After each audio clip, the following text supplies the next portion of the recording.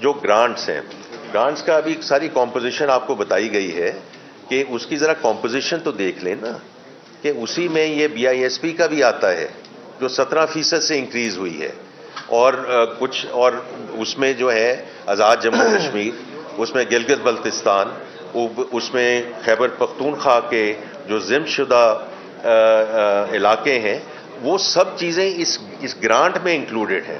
تو کائنڈلی میری آپ سے ریکویسٹ ہوگی کہ ذرا دوبارہ ان نمبرز کو دیکھ لیجئے. آپ کچھ کہنا چاہ رہے ہیں؟ میں صرف اس میں اتنا ایڈ کروں گا، آپ نے ایک سابقہ حکومت کا ذکر کیا.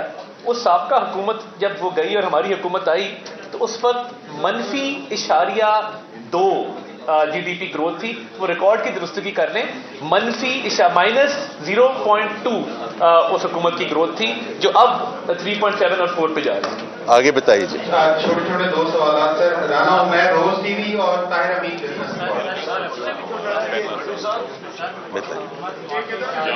تھوڑا سا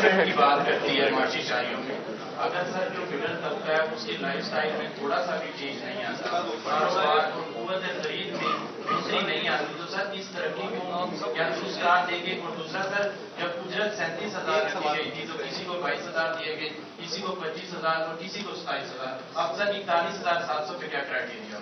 نہیں دیکھیں، ابھی میں پہلے سوال کا تو میرے بھائی میں کیا کہوں کہ ہم 1.25 گھنٹے سے لگے ہوئے ہیں.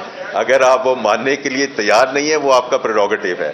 بڑی ڈیٹیل میں سب وزراء نے ایکسپلین کیا آپ کو کہ یہ کس طرح جو سیلری کلاس میں آیا ہے، جو گروتھ ایجنڈا ہے، جو انڈسٹری آگے انشاءاللہ چلے گی، جو ایگریکلچر میں بات ہوگی، اس سارا کا جو امپیکٹ ہے. لیکن سب سے پہلے جو ڈائریکٹ امپیکٹ آ رہا ہے وہ سیلریز کا آ رہا ہے. تو اگر آپ اس کے بارے میں ضرور تھوڑا سا غور کر لیجئے گا ایز وی موو فارورڈ. باقی جو ہے جی وہ تو انفورسمنٹ کی جو ہے وہ ہم ضرور بات کریں گے. یہ پرائیویٹ سیکٹر جو ہے، ہماری ان سے درخواست ہے کہ وہ اس جو ہم بات کریں منیمم ویج کی، اس کو آگے لے کر چلیں جی. ان سے بھی پوچھ لیں جی، یہ ناراض ہو رہے تھے. ٹھہریں جی، طارق سمیر صاحب کو دے دیں. طارق سمیر صاحب کو پوچھیں جی. آ رہے ہیں بھائی، یہ کیا لے کے پھر رہے ہیں آپ؟ جی بتائیے جی، بتائیے. آ رہے ہاں بتائیے جی، بتائیے جی. آئیے تھوڑی سی گزارش ہے، تھوڑی سی خاموشی کریں. جی پلیز آپ سوال پوچھیے. سوال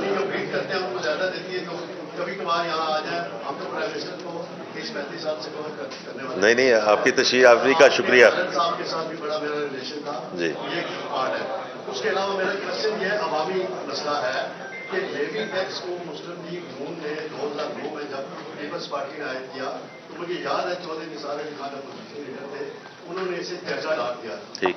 اب وہ بڑھتے 140 روپے فی لیٹر ہے. مہنگائی کی اصل وجہ وہ ایک بنیادی فیکٹر وہ بنا ہوا ہے، اس پر کمی کر دیں یا اس کو ختم کر دیں. IMF کی اگر کنڈیشن ہے تو باقی کسی اور سیکٹر میں لے جائیں.